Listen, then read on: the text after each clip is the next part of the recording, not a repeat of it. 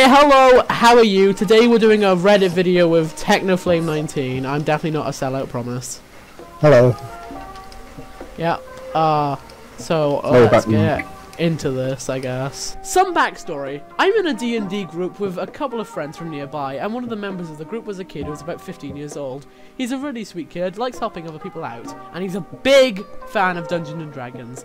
He also has cancer in both of his lungs. Oof. That's sad. Yeah. He's from a religious family that basically forces him to act pure while he's on their side. The mom is WBC level rabid, while the dad is just a sensible person who tries to get him to be a good kid. When he's out of sight of his parents, he just does normal teen stuff. Because of his mom, the only books he was allowed to own were Christian books and Bibles. I would want to jump out of a window if I was if I had to do that. Same. He joined our group mainly as a way to escape his home life and his mom. A couple of weeks ago, the cancer in his lungs started to get to him, so he was taken to a hospital by his parents. He contacted me about this a day after he was taken to the hospital, stating that he wanted a monster manual as his last wish, stated that he was tired of reading the same things. I bought him the book from Barnes & Nobles, but considering that he's a dying teen, I got him Volo's Guide to Monsters and... what the fuck? Mordenkainen's Tome of Foes. Okay then.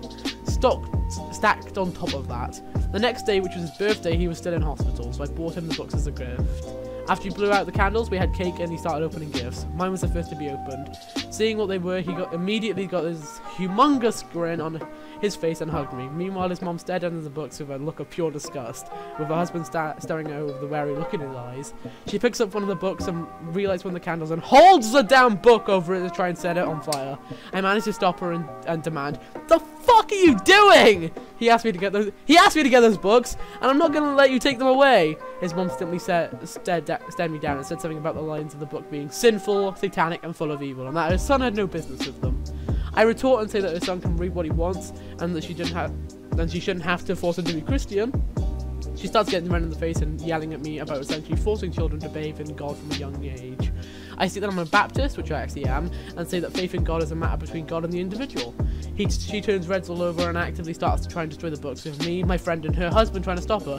At one point I shouted, "Would God want you to do this to restrict your dying son's freedom of expression?" Right in her face. Fuck's sake, I fucking hate life! Be back in a minute.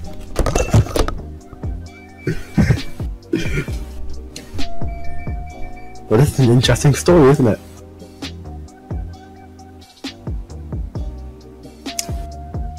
So, this just set her fucking ablaze. She tossed the book aside and started to try and strangle her son, and her husband called security immediately. When she does this, security gets here within a minute or two of us trying to pry an entitled mother off her son and drag her away, with her shouting all calamity to the devil. Both her husband and my friend charged her with child abuse, assault, and attempted murder. Trial is still going on, and I'll try to update this post as the trial goes on. Edit. Holy shit! I come back to 300 karma, and this was 300k upvotes. 3k upvotes. Oh hey, you're back. Thank you so much for your support. Whoever just gave me gold, thank you so much. Jesus, hearing you read, Jesus. Okay, let's try another one. So picture this. It's Thanksgiving, and you're relaxing in your room alone, because you don't really know most of the relatives visiting you anyway. I do that all the time. You have Thanksgiving? No. All of a sudden, Snow White and the 7 little shits break into your room. They all make a beeline to your most expensive stuff, because why not? A Wii, an Xbox, and several expensive guitars are now in the hands of snotty toddlers. Which wouldn't be too bad if they knew how to use the damn things. Instead, you've got kids pulling your game consoles out of the shelves in no regard for any chords, and you've got kids furiously strumming like hell on your guitars. That sounds... No! One of the strings even popped. They're actually trying to beat each other over the head with them. I've been yelling at them this whole time, but as soon as I get to see that last part, I snatch a $300 guitar out of the kid's hand and ask him what the hell he thinks he's doing.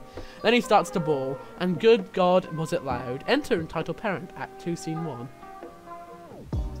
What do you make me do? What? For fuck's sake, you're so good. What do you do to make my little boogums cry? He was about to yeet the heck out of my guitar and crack that kid's head with it.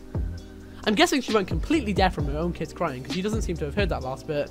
Instead, she goes on about how I should let her kid play with and break my stuff, because kids will be kids.